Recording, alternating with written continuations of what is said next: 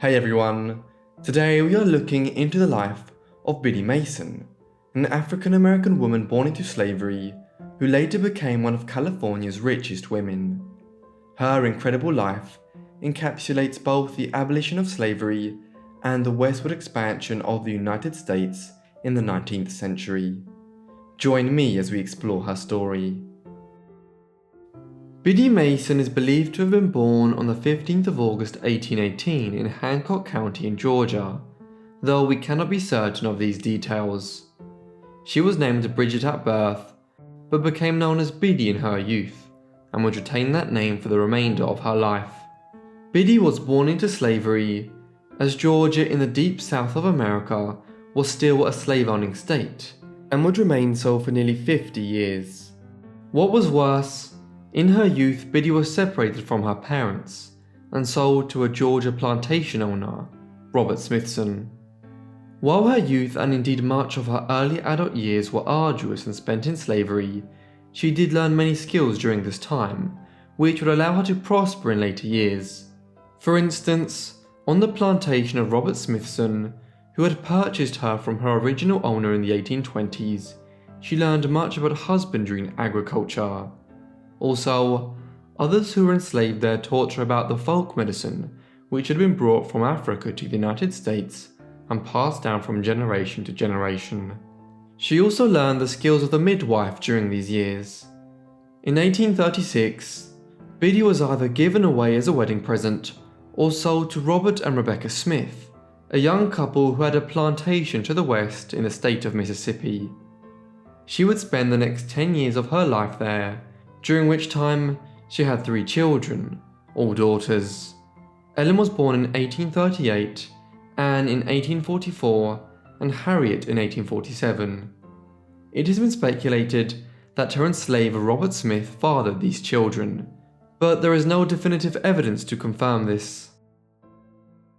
In 1847, some Mormon missionaries arrived to Mississippi to begin converting the locals to the new Church of Jesus Christ of Latter-day Saints, which is often informally known as the LDS Church or Mormon Church.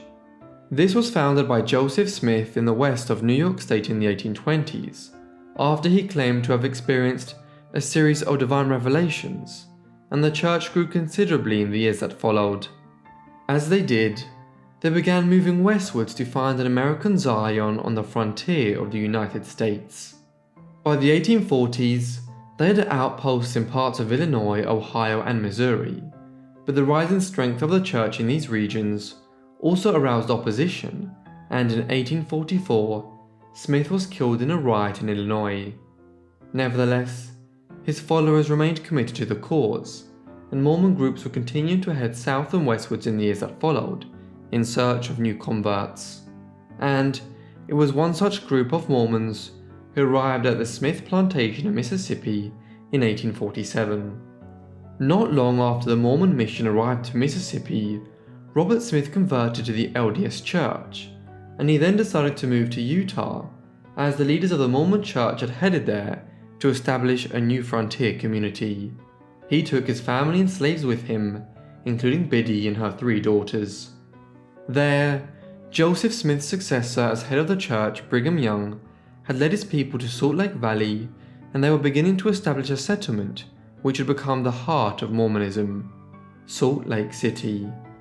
It was here that the Smiths and the wider convoy which they were a part of headed in 1847, crossing through Colorado in 1848 and arriving to Utah.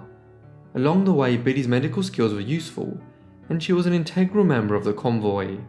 When they finally arrived to Utah, Smith and his group settled at the town of Cottonwood, not far from Salt Lake City. The Church of Latter-day Saints was not an abolitionist religious denomination. Indeed, Brigham Young was clearly possessed of an antipathy towards the African American people, and slavery was allowed in Salt Lake City and the surrounding settlements. However, in 1851, a decision was made by Young which, on the face of it, opened up the possibility of Biddy acquiring her freedom. Back in 1848, the United States had acquired a vast amount of territory stretching from Texas to the Pacific Ocean in the peace settlement of the Mexican-American War. This included the region known to the Mexicans as Alta California, but which quickly became the US state of California. It was also in 1848 that extensive gold seams were discovered out in California, and as news of this spread, a massive rush of tens of thousands of gold prospectors and other adventurers began heading west to California.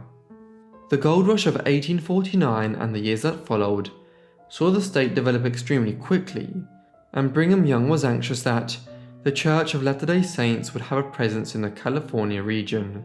Consequently, in 1851, he dispatched a mission southwest to San Bernardino in California. He instructed those who went on the journey that when California had been admitted to the Union in 1850 as the 31st state, it did so as a free state. As such, enslaved people could not be owned in the state, and anyone who brought their slaves with them from Utah to California would be effectively granting them their freedom. Thus, when Robert Smith decided to join the mission to California with his family and slaves, it appeared that Biddy would soon win her freedom, but Smith had other ideas. Robert Smith did not set his slaves free upon arriving in California, and many enslaved individuals like Biddy were completely unaware that they were entitled to their freedom upon entering the state. Moreover, in the early 1850s, the Californian authorities were generally reluctant to prosecute slave owners who entered the state with slaves and did not set them free. As such, Biddy and her daughters remained enslaved for several years after arriving in California. In 1855, one of Biddy's daughters, Ellen, began seeing a free black man named Charles Owens. It was from Owens that Biddy learned that California law had banned slavery, and that Biddy had the right to appeal legally against her and her daughter's ongoing status as the slaves of Robert Smith. Owens then helped her file a petition to that effect in the Los Angeles County Court. Biddy would not be allowed to speak on her own behalf, but as her enslaver Robert Smith failed to appear, a decision was made to grant Biddy and her 3 daughters their freedom, in line with California law. Thus, the case was adjourned in January 1856, when Biddy was around 38 years old. At this juncture, Biddy elected to take the name Mason as her surname. This had been the middle name of a Masalinum, a Mormon in San Bernardino, for whom Biddy had worked for some time, and whom she must have respected. Upon winning her and her daughter's freedom in 1856, Biddy and her daughters went to live with the Owens family, who had helped her appeal her case in law, and her daughter Ellen soon married Charles Owens. Biddy secured work as a nurse, putting the medical skills she'd obtained growing up in Georgia to good use. She soon prospered in this profession, as California was ravaged by a smallpox outbreak in the late 1850s and early 1860s, while her skills as a midwife were constantly in demand. Mason lived frugally and saved her money during this time. By 1866, she had saved enough money to buy a house of her own on Spring Street in Los Angeles for $250. This was a cheap rate, as Spring Street was on the periphery of Los Angeles at the time, but as the city expanded rapidly, it became a more central location. In purchasing it, Biddy became one of the first black women to own property in California, and she soon owned more. The same frugality that she had displayed in her first years of freedom continued into the 1870s, and Biddy began using the money saved up to buy up cheap real estate on the edges of the city, which she then sold a few years later for a handsome profit, as property values continued to increase around Los Angeles. By the early 1880s, she had accumulated considerable wealth, and used this to begin erecting commercial buildings in the city, which she then rented out as office spaces. As a result of this keen business sense and her prowess in the California real estate industry, by the late 1880s, Biddy Mason, the woman who was born as a slave in Georgia 70 years earlier, had accumulated a fortune estimated at about $300,000, the equivalent of approximately $10 million in today's money. Biddy's activities extended beyond her business interests. In 1872, she and her son-in-law Charles Owens also co-founded the Los Angeles branch of the First African Methodist Episcopal Church, the first African American church in Los Angeles. The meetings in which the establishment of the church was planned out and organized were held in Mason's home on Spring Street. The land on which the church was constructed was also donated directly by her. Mason is also widely regarded today for her philanthropy and charitable activities. For instance, she is credited with playing a significant role in establishing the first elementary school in the city for African American children. She also made considerable donations to local charities and causes once her own private wealth allowed her to do so. Some of these activities are quite striking. Mason would, for example, often visit jail inmates in her region to see what could be done to provide them with legal aid. In the 1880s, when severe floods struck Los Angeles and many thousands of people were left destitute, Mason opened accounts in her name in several grocery stores, and through these paid for the shopping of the flood victims for many weeks thereafter. Finally, in her later years, she effectively turned her home into a mixture of an orphanage and a care home for the destitute.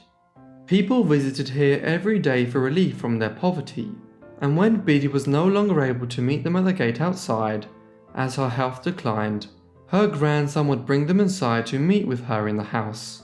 Unsurprisingly, given all of this, Biddy became known within the African American community in Los Angeles as Grandma Mason.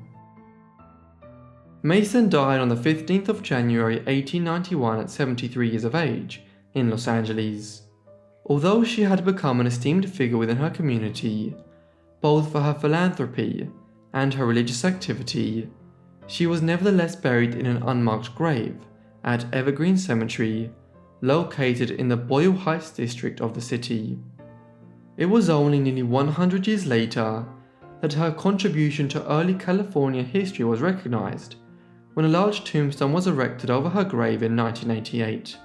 A year later, the California Afro-American Museum held an exhibit honoring her life and declared the 16th of November 1989 Biddy Mason Day. Today, Biddy Mason Memorial Park in Los Angeles is named in her honor. Thus, a century after her time, Mason's remarkable story was brought to greater public awareness. Thank you everyone for watching this video on Biddy Mason. I hope you found it interesting. Let me know what you thought of her life down in the comments, and if you have any suggestions, also leave them in the comments. I hope you guys are subscribed and have notifications turned on so you get all my videos as soon as I upload them. If you want to check out any of the products I've got on my Amazon store, whether it be my microphone, camera, cool historical items, or books, be sure to check those out in the links in the description. And anyway, that's all from me, so I'll see all of you in the next Forgotten Life. Thanks.